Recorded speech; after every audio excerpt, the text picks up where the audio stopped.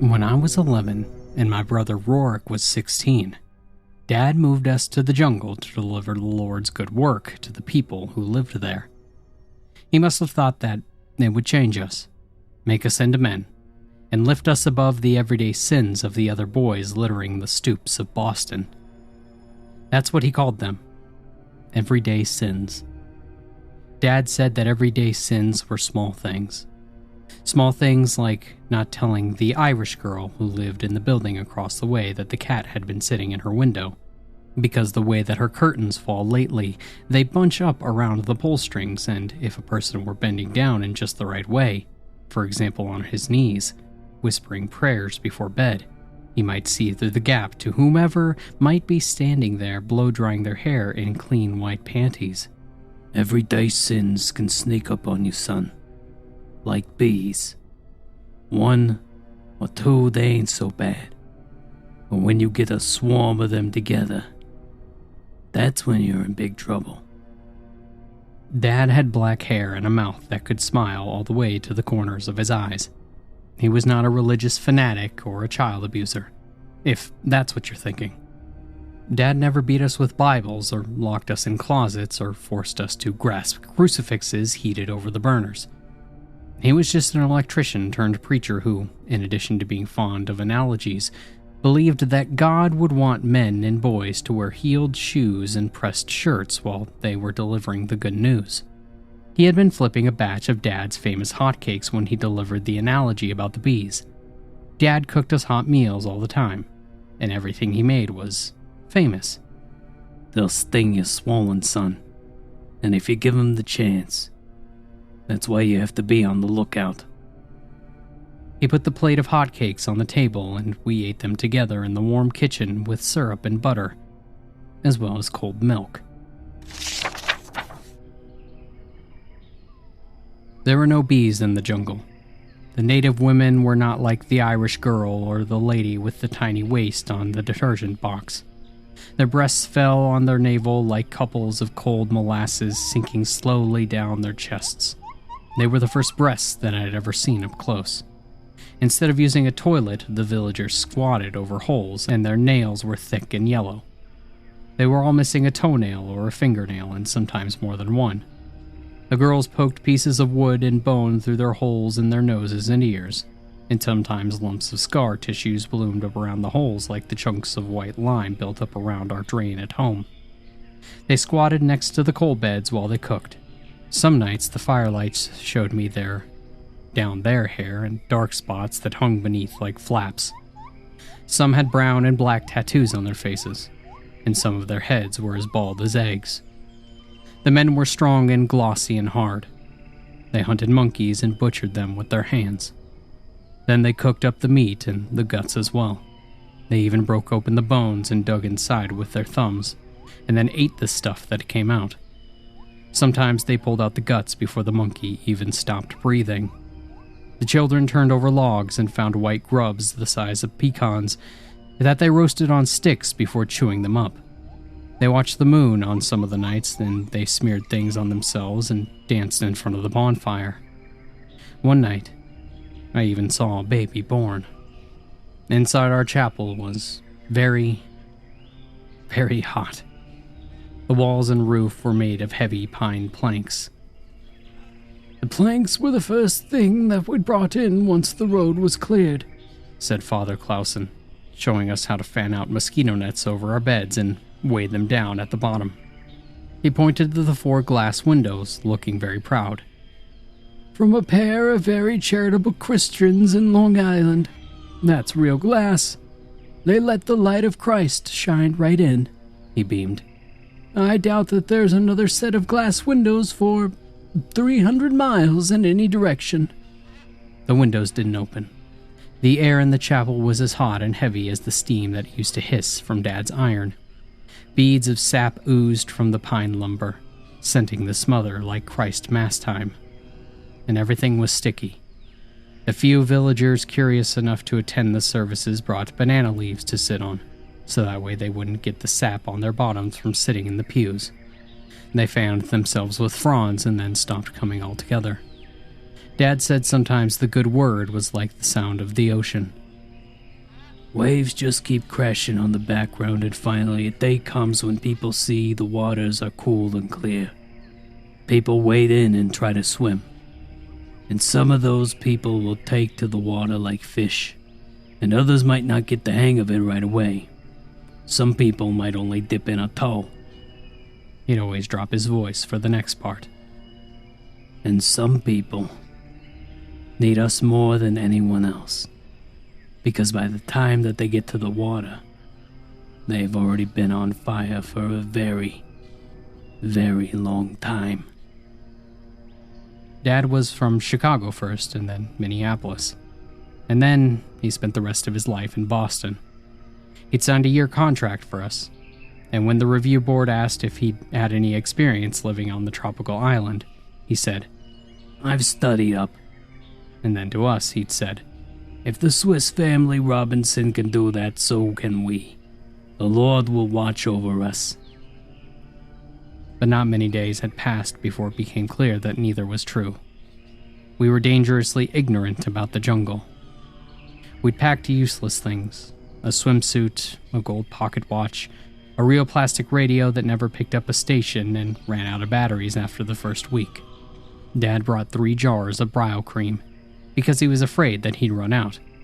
Nonetheless, he assured us that everything would be okay. We were on the Lord's mission, and he was looking after us. The first few months were a dark time.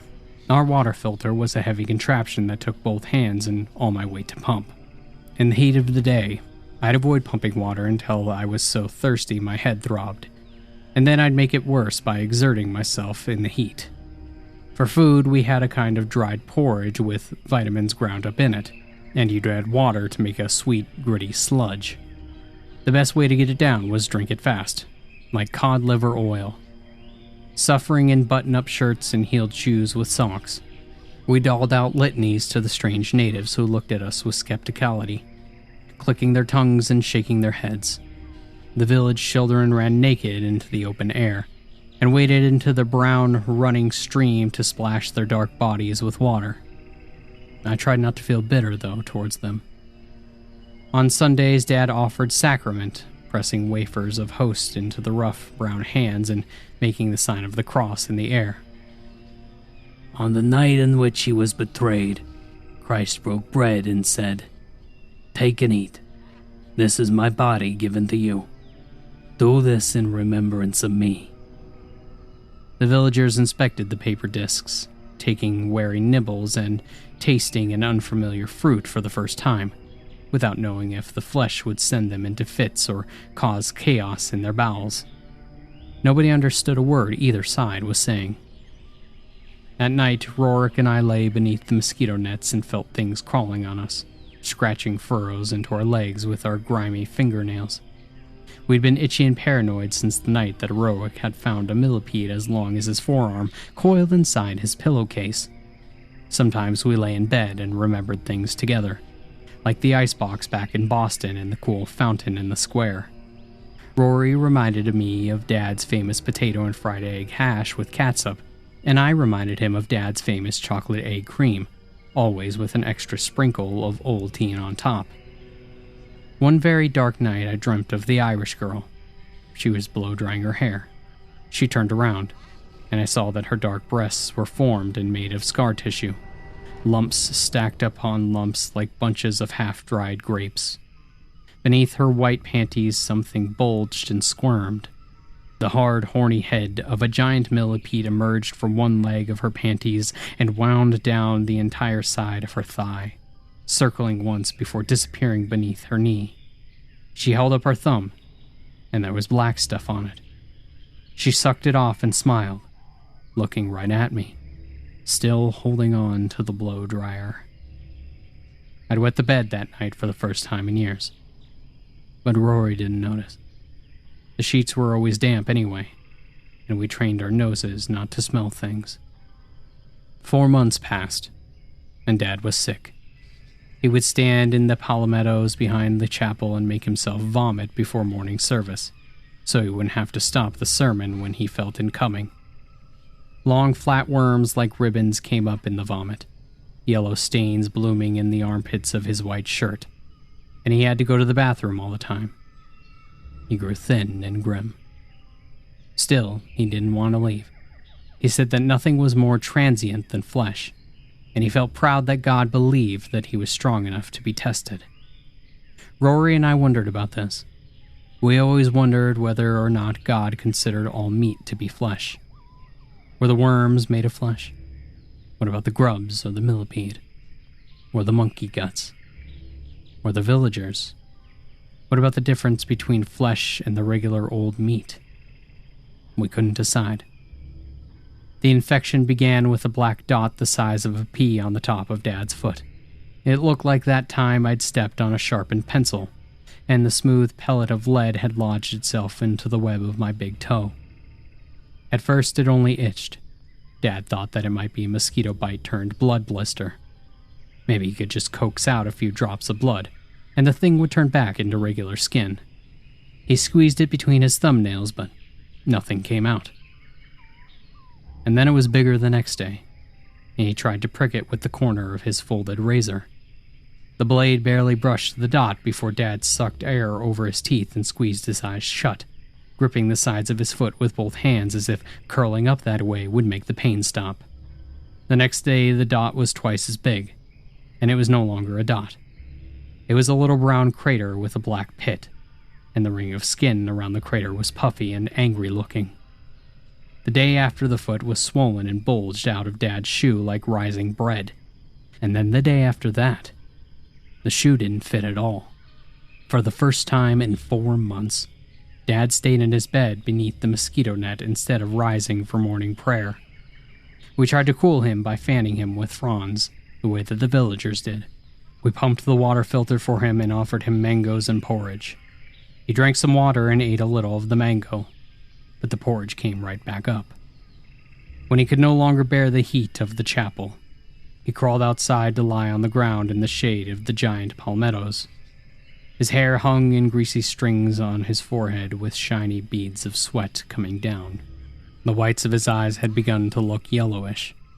He was embarrassed that he had to crawl. 2 days later, Dad didn't even think about crawling. All day long he lay moaning under the palmettos with a mosquito net draped over him, not caring about the ants that marched across his belly or the centipedes making paths through his hair. He kept one hand pressed into his face, either palm down covering his eyes or palm out with the back of it pressing into his mouth. I think he did this so that way no more pain sounds would come out. Dad hadn't taken off his sock. He couldn't. The rabid swelling had clenched the seam of elastic tight around his calf. Flesh bulged above it and below the seam, making Dad's lower leg look like a tied sausage. We could have cut the sock off. Despite our ill-preparedness in other areas, we'd managed to bring a pocket knife apiece. Rorik's even had a tiny pair of scissors that folded around it, so that way that you could pinch them open and close with your thumb and forefinger. But Dad wouldn't let us touch his sock. I think he was afraid to see what was happening under there. He didn't want Rory or me to see either, but we knew that it was worse than we could imagine because by then, the smell had become terrible. Dad's infected leg gave off a stench like fetid cheese and rotten hamburger meat. You could smell it 10 feet away. We'd all done a fine job of training our noses to ignore our own smelly armpits as well as the bouquet of the latrine hole. But no sane person could shut out the smell of Dad's infected leg.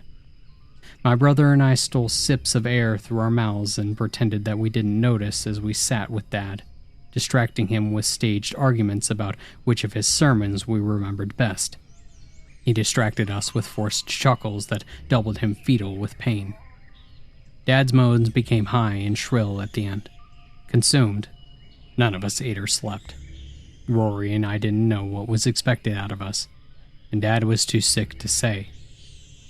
And God was nowhere to be found.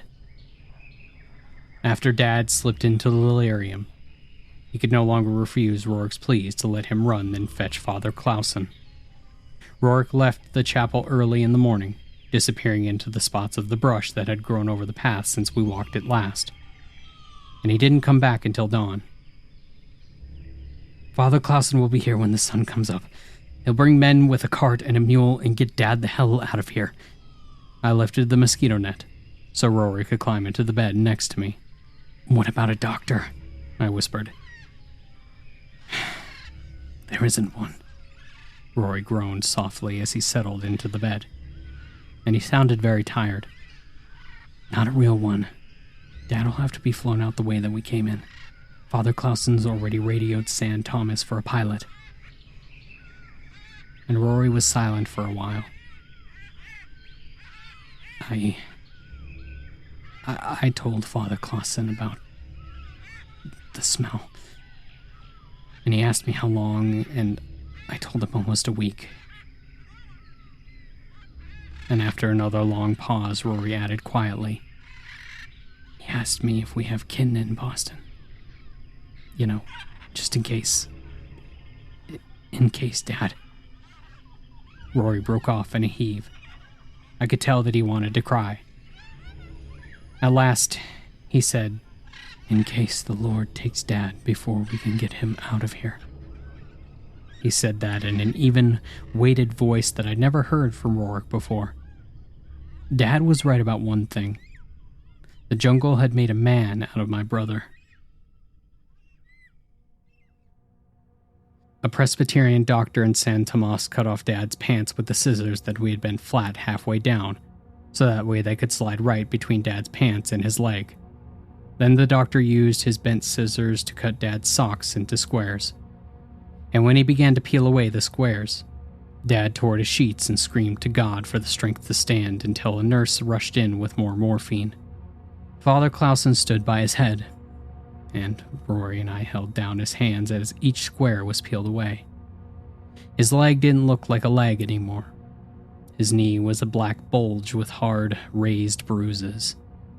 In the gaps between bruises were mounds of flesh so swollen that the skin over them was stretched white and split into hard, bloodless cracks. Below the knee, the bruises became a forest of brown craters, each with a black pit, like the first one that we'd seen at the top of Dad's foot, the one that he thought might be a mosquito bite. And square by square, the infection only grew more grotesque. Ripe pustules at the calf broke audibly to drip green fluid that flicked the room with its cheesy, sickening smell. Around the ankles, thick white and yellow stuff pooled between chunks of diseased tissue. The foot was nothing more than a spongy, grayish mass, like a wet biscuit dissolving in mop water. A lot of the squares wouldn't peel off. They were melded to the leg with crumbs of yellow crust, and trying to peel them just caused more flesh to tear away, exposing Dad's long, white leg bone.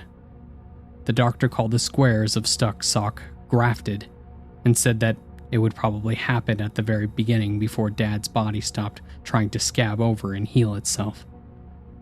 The doctor called the squares of stuck sock grafted, and said that it probably happened at the very beginning, before Dad's body stopped trying to scab over and heal itself. The doctor gave up trying to remove the remaining squares of sock. Even he looked aghast. "I've never seen anything like this," he kept saying. His accent sounded like the man from the hot dog cart back home. "I've never seen anything like it." Father Clausen took us into the waiting room and swallowed an aspirin and told us that the grafted squares of sock didn't matter anyway. "I'm not a doctor," he said, "but if I've ever seen a clear-cut case of amputation, it was lying in front of me 10 minutes ago." Father Clausen sank into the chair and looked at my brother and I. Thin and filthy, blotchy with heat rash and covered with the scabs of bug bites scratched bloody into the night. I could tell by the way that he softened that he pitied us. "San Thomas has some of the best doctors in this part of the world," he said. "If your father's life is meant to be saved, these men will save it." The priest closed his eyes and I knew that he was seeing it again. Dad's rotting leg. And I saw it too. It had burned into the dark behind our eyelids. He tightened his hold on the crucifix around his neck. Then he opened his eyes and looked at us sincerely. His voice was as soft as a whisper. Your father should not be alive. God is truly walking with this man. God may have been walking with my dad that day, but Dad himself would never walk again. The doctors found rot running all the way up into his hip, and that's where they amputated. The place where Dad's leg once met his pelvis was now just a concave socket the size of a baby's head, with prickly stitches like long black caterpillars holding the skin in place. There was a tube in Dad's arm with morphine and fluids, one in his chest to pump antibiotics in, and another beneath the covers to pump other things out. A long time passed before Dad was conscious enough to speak. Father Clausen had made arrangements for us to stay at a convent in San Tomas, where the nuns treated us like children. They did not know the things that we had seen. When Dad started to come around, the doctor called Father Clausen and he drove us from the convent to the hospital in his big green Buick. I stood beside Dad's bed so excited that I might have begun to cry. And Dad opened his eyes and then closed them for a long while, and I was afraid that he drifted off again. But at last he had broke the seal of scum cementing his lips together, and the first thing that he said was, "Where is it?" Father Clausen looked at us and we both shrugged our shoulders. "Dad," Rory said gently with tears on his cheeks. "We're here. Simon and I, as well as Father Clausen. You're gonna be all right." Rory's throat caught, and he glanced at the lopsided mound of blankets covering Dad's lower body. "I mean, you're gonna make it. You're not gonna die." Dad didn't say anything for a minute, and I squeezed his hand. His head turned on his pillow and he looked at me incredulously. "Didn't you hear me ask you a question, son? I said, where the fuck is my goddamn leg?" Back in the waiting room, the doctor with the accent and the bent scissors spoke to Father Clausen in a rapid, rolling language. Father Clausen looked at the floor with his hands clasped behind his back and nodding. And when the doctor was finished, the priest turned to us and said, "The doctors think that your father's fever has damaged parts of his brain." I stammered, stunned and confused.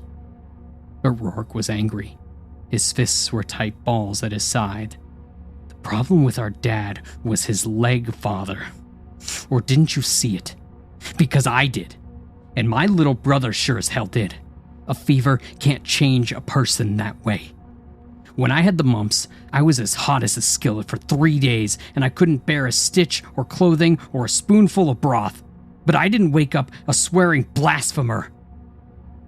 Father Clausen nodded, still looking at the floor, this time with his hands clasped in front of him, and he started to say something and then stopped, as if he had changed his mind about what to say. And then he started again carefully. "Son, every part of a man is controlled by a very specific part of his brain. When one part of the brain is damaged, he might forget how to walk. Another part, and he forgets how to swallow, or how to speak, or how to read or write, or do arithmetic. These doctors say that sometimes, not very often, but sometimes, a very special part of the brain gets hurt, and the person forgets what kind of person he is.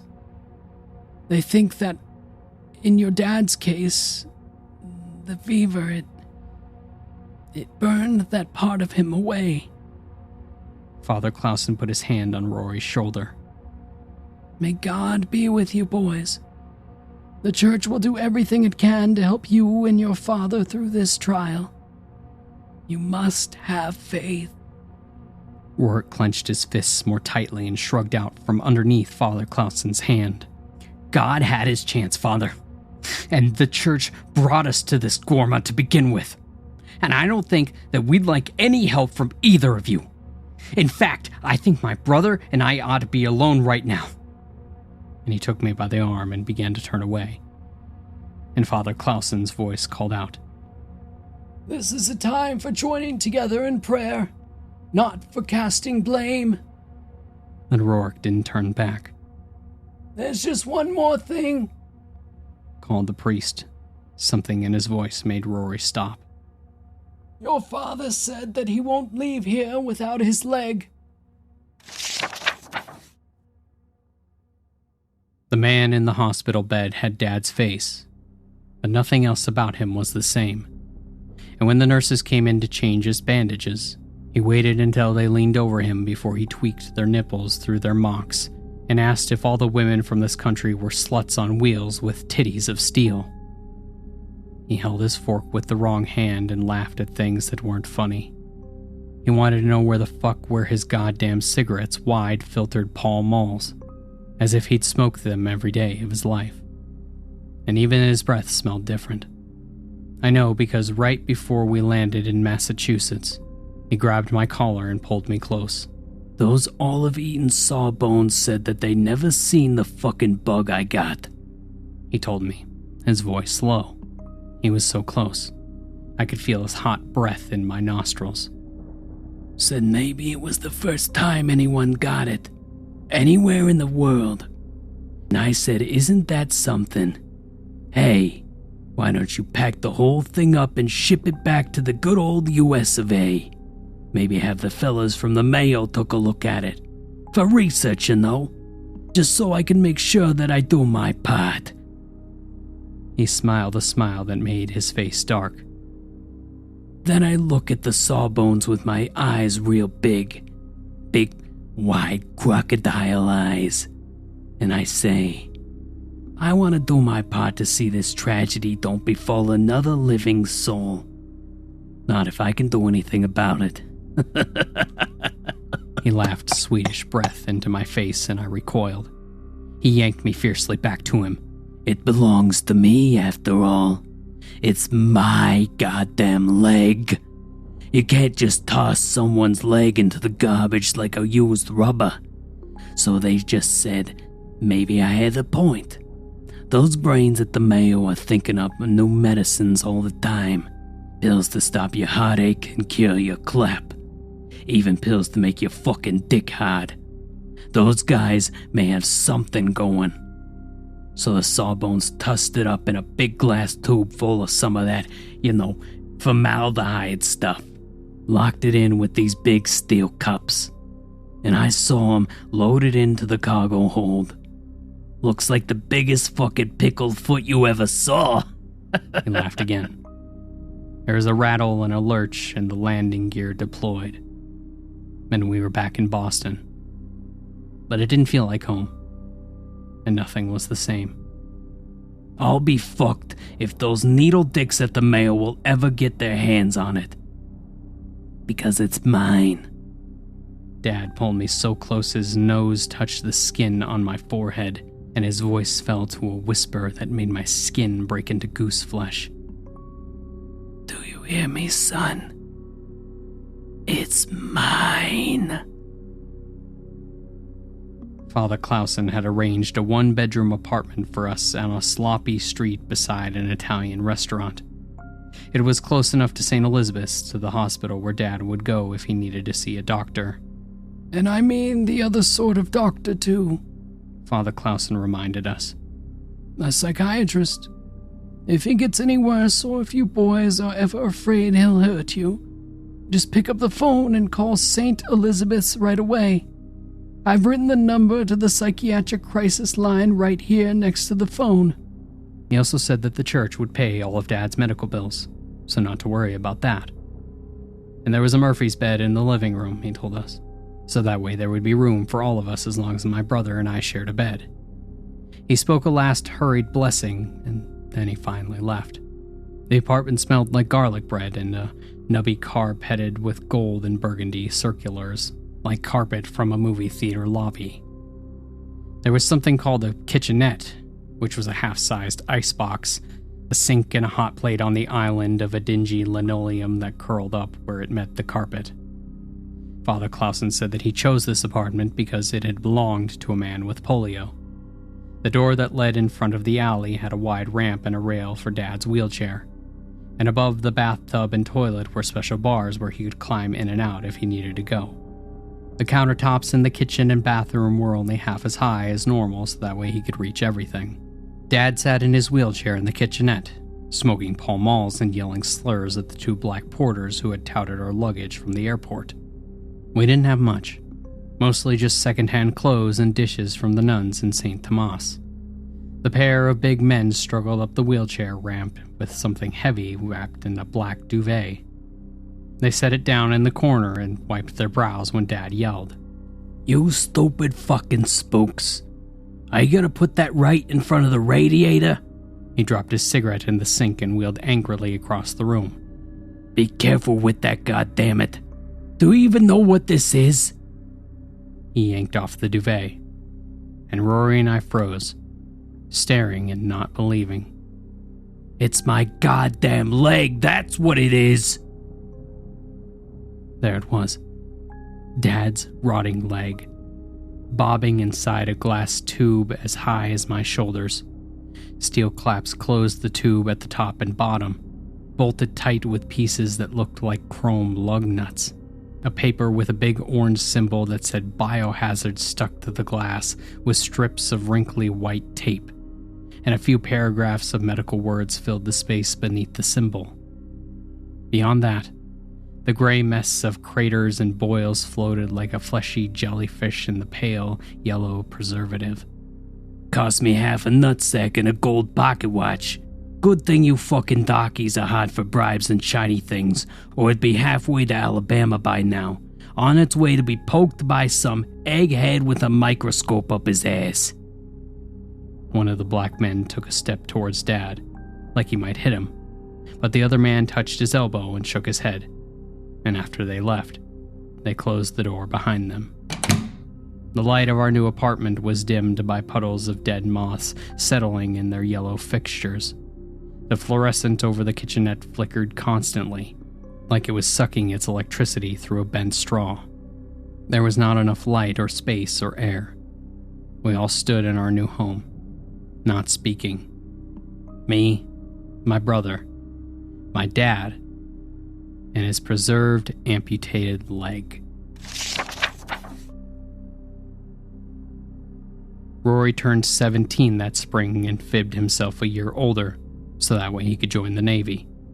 I cried and begged him not to leave, but he went anyway. He hugged me and told me that he'd be back before I knew it. But he couldn't look me in the eye, and we both knew that he was abandoning me. He was leaving me alone with Dad. Dad smoked cigarettes all day and watched game shows on TV. The Price is Right was his favorite, he said, because when Bob Barker picked a pretty woman to guess the prices, he could see her tits bouncing as she ran down the stage. "Hell, doesn't even have to be a pretty one," he said, lighting a fresh cigarette off the old one. We mostly ate takeout from White Castle and Carl's Jr., but sometimes at the end of the month before Dad's disability check arrived, I'd use the hot plate to warm us up food. Mostly frozen things like corn dogs, pizza, Marie Callender's chicken pot pies in flimsy tin made of foil. We'd eat off of paper plates sitting at a card table that we'd folded up under Dad's bed. Once I tried to make beef stroganoff, but when the time came to eat, I couldn't. I couldn't get past that thick gravy and the slippery noodles sliding over bits of meat. And after the stroganoff, I had a hard time eating altogether. The feeling of chewed food churned around in my mouth and made me sick to my stomach. And I lost weight. I took long baths and showers, liking the feeling of scrubbing my skin and closing the door between Dad and I. In the afternoons, I sat outside on the wheelchair ramp and pretended to read catalogs. From there, I could see people walking past on the sidewalk, but they couldn't see me. I saw the public school kids walking home from the bus stop, and housewives on their way back from the baker or the butcher. Once I even thought that I saw the Irish girl walking past with a loaf of French bread and a sack of tangerines, but I couldn't be sure that it was her. I couldn't remember if I'd even seen her face. I slept long nights on the pilled mattress of the Murphy bed, Dad's leg lowering from the pedestal. A wooden occasional table with one wobbly leg that Dad had made Rory and me drag in off the curb. He said that the table would hold fine as long as we propped the broken leg with a stack of flattened cigarette cartons, and it did. And my dreams were bad, and got worse as the summer wore on. The worst dream of all came on the night it happened, the night after the 4th of July. I remember because it was right before the heat wave broke. You remember, the bad one that tripped the grid and blacked out the entire east side. Has it been over a month already? Christ, you lose track. That night was the hottest night that I'd ever seen the chapel in the jungle. The apartment was stale and suffocating, and the reek of garlic and cigarettes and formaldehyde was everywhere. I felt miserable and feverish even after I'd stripped to my underwear and cranked the knob of the window fan as far as it would go. My stomach gnawed as I lay sleepless, watching red digits on the clock radio in the kitchenette stack minutes into hours. It was a little past 3 when I heard the crack like a gunshot, a transformer shorting out, and the fan blades stopped whirling and all of the street lamps went dark. I never thought about how much light comes in through a person's windows, even with the curtains closed. But suddenly the whole apartment was black as pitch. The clock radio clicked into battery mode and its red glowing gave shape to the card table, the icebox, and the world's biggest pickled pig's foot. I heard the door to Dad's room creak open, telling me that the transformer had woken him up too, and he would need a couple of cigarettes and a spoonful of carnation and maybe about a half an hour on the toilet listening to his own satisfying grunts to soothe him back to sleep. A sound came from the hall like something catching or dragging against the carpet. I tried to climb out of bed to help, thinking he'd wedged his wheels against the baseboards again. That as always happens in nightmares. I found myself fixed flat on my back, paralyzed and numb. The dragging sound grew louder and closer, and I panicked. Fear swarmed through me and I screamed at my frozen muscles, "Get up! Jesus, just get up!" But my arms and legs were too heavy, or too weak, or too tired. My eyes raced to the only scrap of light, the red glow of the clock. And something was wrong. The light was all wrong. It wasn't doing something that it usually did. Wasn't casting the right shadow on the linoleum. It wasn't casting the shadow of the leg. The leg was gone. The steel caps were still locked tightly in place, but nothing floated in the yellow preservative except a layer of fallen-off bits that formed chunky sediment at the bottom of the tube. The dragging came again, this time right next to the Murphy bed. I squeezed my eyes shut, pressing hot tears between my eyelashes, and for the first time in a long time my lips moved silently in frantic prayer. Slowly I rolled my eyes to the side of the bed and I saw it. The ghastly, rotten leg. It was coming for me, sliding through the dark, using the rubbery remains of its toes to drag itself across the rough theater lobby carpet. Strings of flesh and the knob of jellied femur left a trail of preservative to show where it had been. And God, you could smell it.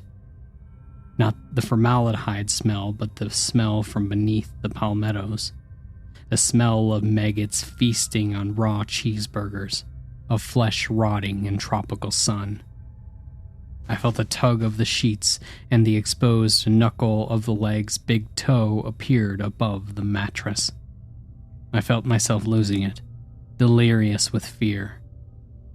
And then came the second toe, struggling over the hump, gripping the sheet like a monkey to pull itself up onto the mattress. The other toes followed as the leg slithered into the bed with me. And I gagged at the stench and the fear and the feel of spongy flesh against my belly. I couldn't move. I couldn't breathe. I was going to drown in fear. I shut my eyes and I felt my heart thump out one more massive helping of blood before everything went bright and white.